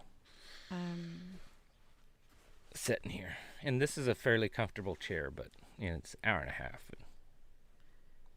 I was thinking of guineas. Yeah, you're right. Did he say anything again? Oh. Here, God bless you guys. I didn't even see that. Jason Casper, he said he has to sleep again, or he has to sleep, but I'm going to mention it one more time. If you don't know who I'm talking about, if you scroll through and you look for the Super Chat guy, he is so generous and an amazing person. Generous with his wisdom and knowledge and his time. Yes. And but he has his own YouTube channel and he talks about Bitcoin, cryptocurrency. Huh? It's just his name. It's okay. It's so Jason Casper, Jayson Casper, Casper. That's his YouTube channel, and he talks about cryptocurrencies, which is something I just don't talk about because I'm not extremely knowledgeable in that area. Somebody mentioned the coconut allergy with the Berkey. I think that's a good point. They use, I think it's the activated charcoal is coconut from coconut hulls. So, we mostly use the Alexa Pure because I believe, at least I know that this is controversial. It's cheaper in the long run to run. Said pure distilled water is the only water anyone should drink. Minerals come from foods. Except when it's in a spring, it has humans have minerals. Been drinking mineral water forever. I mean, we drink it. If it comes from the ground, like aquifers and stuff, it's going to have minerals. Right. It's it has natural. It's what's considered live water. And if you took water from this creek behind the house that you see all the time, you put it in a glass jar. She's here. Who? Emily Rowerman. Oh, well, hello. She's who makes my earrings. Oh, we were talking about you earlier. Her Somebody earrings. said that their wife liked my chicken earrings. So if you took the water in the creek back here, even though I could drink it and it won't make me sick, you put it in a glass jar and you set it in the sun, and in a day or two it's going to start turning green because there is bacteria in it. But as long as it's in that live water state, it's fine. It's when it sits out there and the osmosis starts and everything. My opinion is, in all the research and all the health experts that we've listened to, that it is controversial. It is I controversial. understand that there are people that and I'm not saying you're wrong. Disagree. I'm not saying you're wrong. Our opinion is, and it's just an opinion. We are not health experts at all. We're not giving any advice. So do your research. Someone just asked what our opinion is on water. In a survival situation, sure, we're going to boil it. Actually, boiling it's probably the best way because you're not taking anything bad out of it. You're just killing you're not taking anything good out of it. You're just killing the bad bacteria. If you have a clean water source. If you have a clean water source. Like if it doesn't have chlorine and fluoride.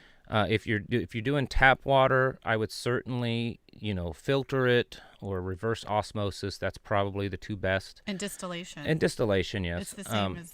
And then, but I mean, our opinion is we either add minerals back into it or we drink natural spring water as much as possible. So how long does our Alexa Pure filter last? And then real quick, I wanted to say Jason said you don't have to shout out my channel every time every time. Oh, he said I'm okay with doing that. What did he say? He said, "You don't have to shout my channel every time, guys. I feel bad." So tell him, no, don't feel bad. No, we get a lot of people that ask questions. I do. I get a lot of cryptocurrency questions. And so where there's somebody that is more informed or has more knowledge or wisdom than us, we are happy to pass that torch over to somebody else. Like if people ask us, we want a place to send them. So I don't consider any other YouTube channel a competitor. I mean, there's all kinds of prepper channels that are similar to mine, and I don't consider them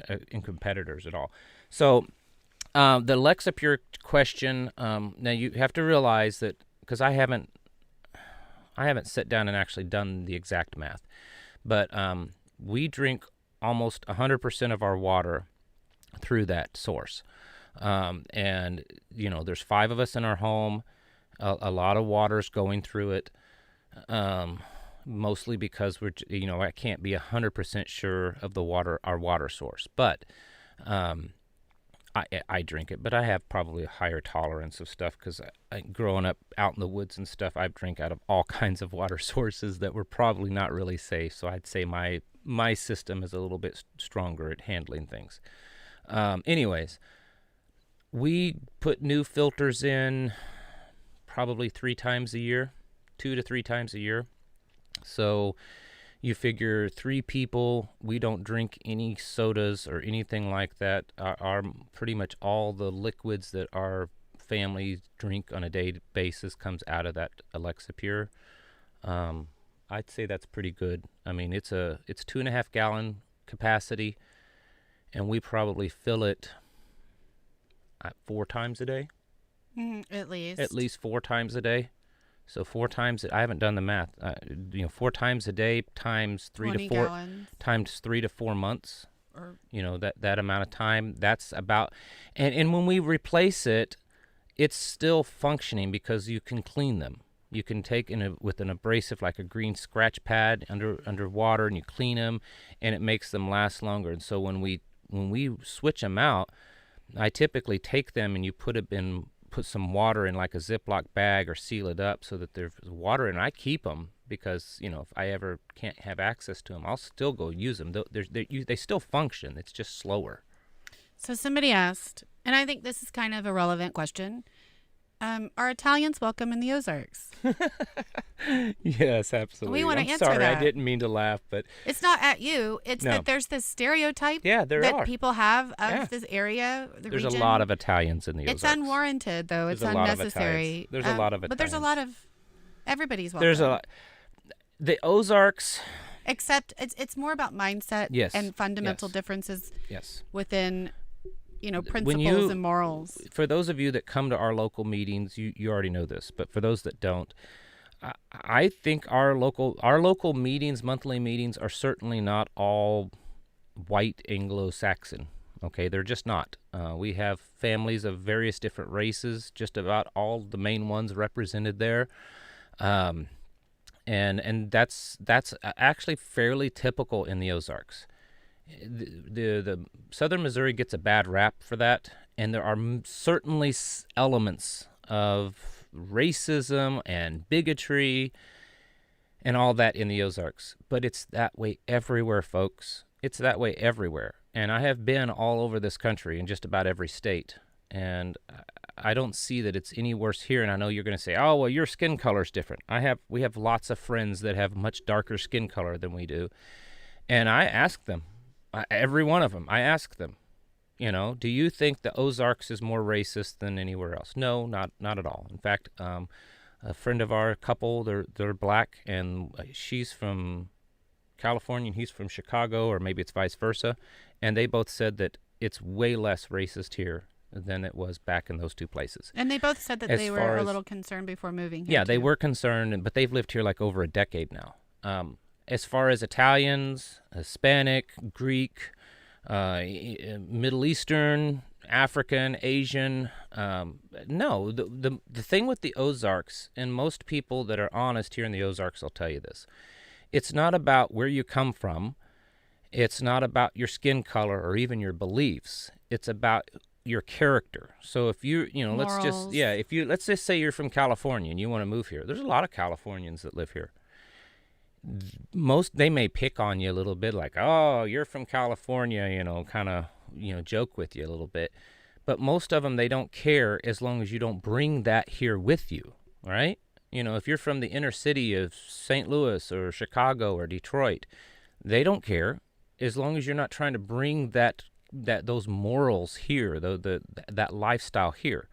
The Ozarks is a very different place. It's especially out here in the middle of nowhere. It's kind of a very Mayberry, Andy Griffith show kind of feel. It's back in time in a lot of ways. And no, I mean, we know of all kinds of different. I have a question that's ethnicities and everything here. It's a little controversial too. All right. I know You're that just you need big to on the controversy tonight. But this is fun controversial. Yeah, I don't. Arkansas or Missouri? Oh man. You're going to hurt somebody's I'm feelings. going to hurt feelings, but I'll tell you this. As far as actual beauty, I think the Arkansas Ozarks are much more majestic. It's way prettier. Now I think it's something like 60 or 70% of the Ozarks region is Missouri. And so the rest of it is Arkansas and a little bit of Kentucky and a little bit of Oklahoma. Little bit. But the vast majority of the Ozarks is Missouri. But the Arkansas Ozarks has some really majestic hills and mountains and waterfalls and remote places. It's beautiful. Missouri does too. But part of the Missouri Ozarks is kind of more of just a big level plateau plain. The difference is, though, is the laws. The people are really, the regular people in Arkansas and the Ozarks, they're all hillbillies. They're all just, and that's a term of endearment around here. They wouldn't be offended at that. And that's not the difference. The difference is the laws. Missouri is a way more of a freedom friendly state. Our gun laws are way better. Our homeschooling laws are way better. Our laws on taxes, naturopathy, medical freedom, homesteading, like just living off the grid, is better in the Missouri Ozarks than in the Arkansas Ozarks. And I'll tell you why my theory is of that. It's the population difference between the states of Missouri and the state of Arkansas. In the state of Missouri, while we have two metropolitan areas that tend to vote towards the left, St. Louis and Kansas City, there's a pretty decent balance between those population centers and the rest of the rural parts of Missouri. So even though those two areas vote typically liberal, Kansas City not as hard liberal, but still, the rest of Missouri is enough hardcore right-leaning conservatives that we carry the weight and the way here in Missouri. Whereas the Arkansas Ozarks, the population as a state is much smaller, and you've got Little Rock, and you've got the Fayetteville area, and you've got the bleed over from Memphis, Tennessee, and there's just too much of that. And so the left-leaning people in those areas are a higher population than the rest of the state, unfortunately. But if you go in just the little small towns in northern Arkansas, they're just every bit the same as here in Missouri. It's the state laws that are different that I think Missouri's better overall at. Freedom. Yeah, the overall freedom. I'm not saying don't go to Arkansas, but you're just going to have to understand there is a difference. For instance, during the pandemic, Arkansas had a mask mandate, had all kinds of mandates. In the state of Missouri, even though our governor isn't the most conservative governor, he said, you know what, that's not my business to tell you what to do. That's on the local level. If your local town or your local county wants to vote and pass some kind of face diaper mandate, that's on them. But we're not doing that on a state level. And I think that was the right thing to do. So if the far left St. Louis, they want to pass a mask mandate, let them do it. Out here where we were at, it was just business as normal the whole time. In fact, our local county courthouse, when you walk, because we had to go there to get our tags renewed on our vehicle, and they had a sign. This is during the height of the pandemic. There was a sign when you walked in to the county building, and it said, "We do not," in bold letters, require masks in this building. When is Rivka? I always okay, this is Crystal. This is Tim's wife. Okay. Okay, so when is Rivka going to start doing videos about herbal remedies and healing? We can't do it on here. You need to drive her nuts about it. Okay, but I'm going to have to make you edit me or teach me how to do all that. Anyway, it'll one day. I tell her we'll all do the it time. one day. I tell her all the time. I wrote an article. Yes. I wrote an article for the thing. newsletter. It's about homeschooling. I have another article that's on the actual website. Yeah. But that's like 3 years old. Yeah. It's been 3 years. She's good at writing. She really is. She's a good writer. Thank you. I appreciate that. Just getting her to do it. Yeah, I forget that I enjoy it. Sorry, I didn't mean to hit the table. It's all right. I've done it all night.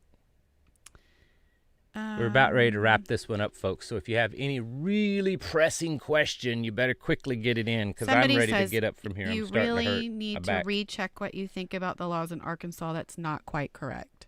But we have a friend, a naturopath friend. And I don't mean to argue with you, but I've looked very carefully. Friend, there are some laws in Missouri. Practice there. Yeah, there are some laws that are a little bit better in Arkansas on some things, but their homeschooling laws, Missouri's better. Missouri is probably the number one right now when it comes to firearms laws because we have the Second Amendment Preservation Act, we have constitutional carry, it's right down the line. Homesteading, it's pretty close to the same, except Missouri is very big on you get tax rebates if you have solar power. You get rebates for, collecting rainwater, all kinds of stuff like that. But it's true that whatever state you're from, especially like Texans, and I don't know if Arkansas is the same, but I'm not saying Arkansas is bad. Don't get me wrong. If you love Texas, like I did, yeah, Arkansas, and you've never lived anywhere else, and you think you have loose gun laws or loose whatever laws, homeschool laws. Yep. Actually, Texas has like the best homeschool laws, but there's so many other things though that I didn't even know about until I moved. Yeah. And so there can be some misunderstandings because you're not familiar with. I'll tell you this: there have been people reach out to us because, like I said earlier in the video, it's something we do often. They reach out to us and they're wanting to move into the Ozarks. They're asking questions. There have been countless ones that live in the Ozarks, like they're homesteading in the in the Arkansas Ozarks. So they already have a homestead and they're in Arkansas. And they've realized the difference between the Arkansas and the Missouri side, and they want to move to Missouri because it's just a little bit. It's not a big difference. It's not the difference between Missouri and California. No. Okay, it's not. But it's also it's somebody slight, asked your but opinion, it is different. and this is just your opinion. It's just my opinion. This is just based on if you think that's fine, there's nothing wrong with it. But I'd have to go into a lot more detail. It's way more detail than what I'm expressing. But so some people would like to see more herbal info in print, and then several people have asked me to do it. Maybe I'll make a video soon. Okay. But this I think is a great topic, and I think I want to talk with you and write about it. As for homeschooling, there are no. This one. How do you help children to start prepping? Do you recommend any good books on prepping? And I think homesteading it can be lumped in there because self-sustainability, and in fact that's kind of covered. I talked a little bit about that in the article that I wrote with the newsletter. Yeah. And we can publish that to TPH if you want. Mm-hmm. Yeah, we will. There is a kids book series that's pretty decent. It's called I Survived. I've not read every one of the books to make sure they're all good, but I have read a couple of the books. And there's specific scenarios in history. It's not necessarily prepping survival, but it's I survived World War II or the Battle of the Bulge or something. So it's a specific time in history, and then there's always some kid in it, and it's his story and his view, but it talks about survival, and so that's one way.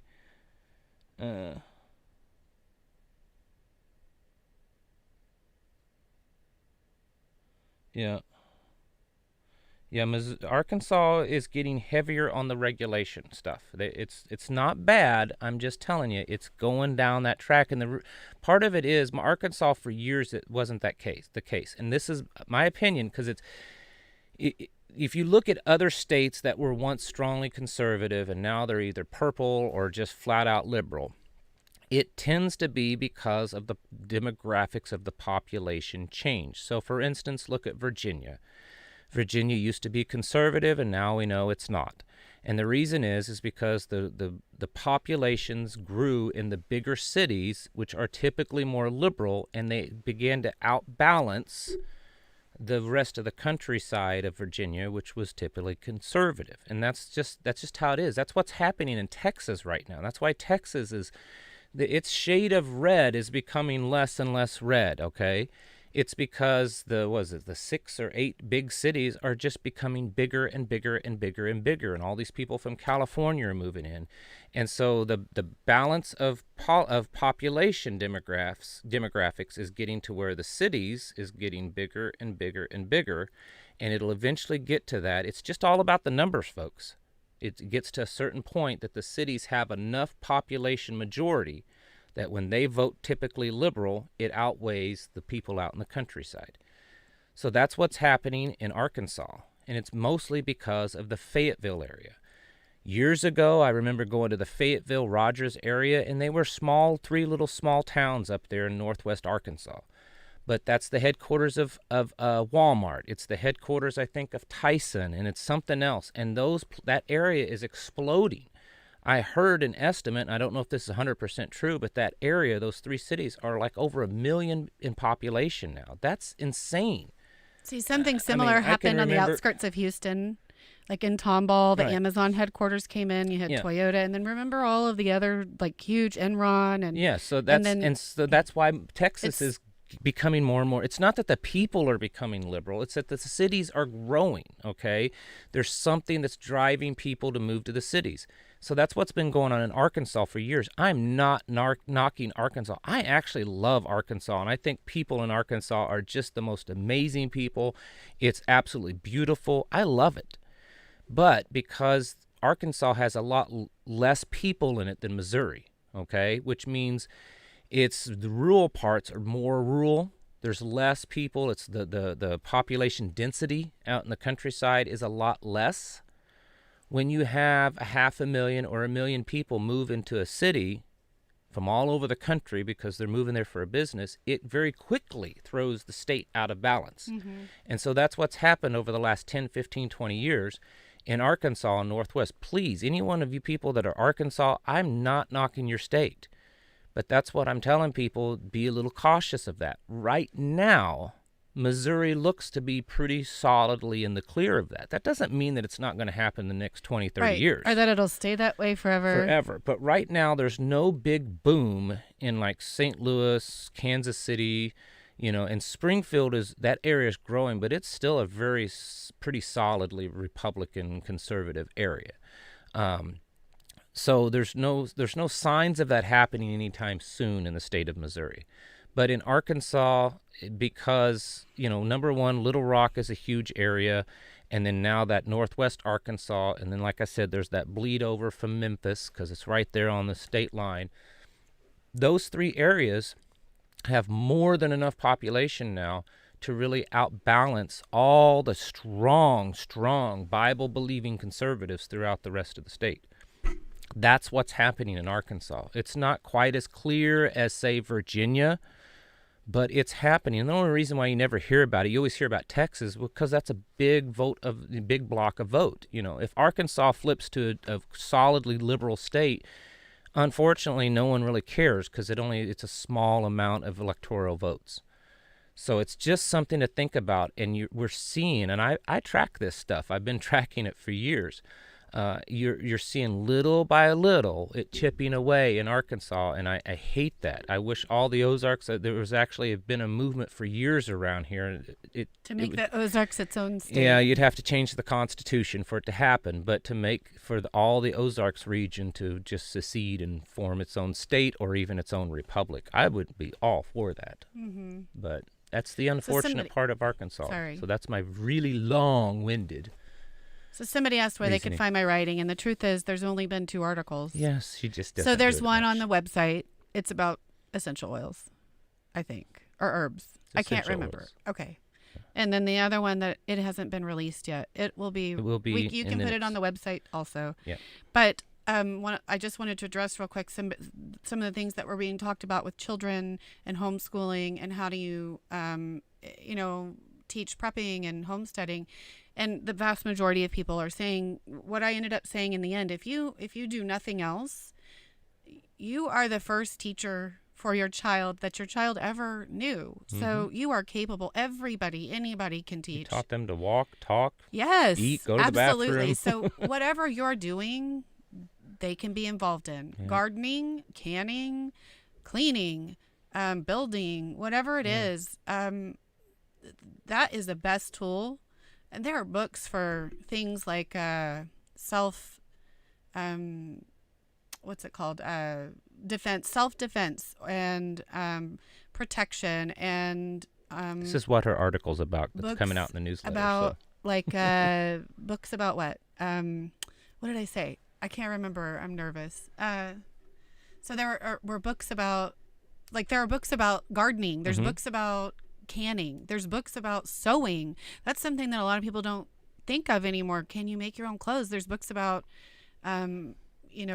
yarn, like how to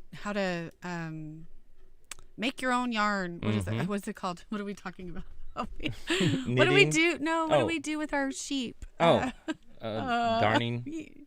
Yeah, like we're trying to. Okay, so anyway, like when we're using our drop spindle, right? And then knitting, and then there's books about bushcraft skills, and there's books about fishing. I mean, all the stuff that you're going to need to do in a real long-term, major catastrophe, governments are gone haywire situation. In the beginning, especially, are those sorts of things. Anyway, that's what the article is going to. It addresses that, but it also addresses like how to prepare.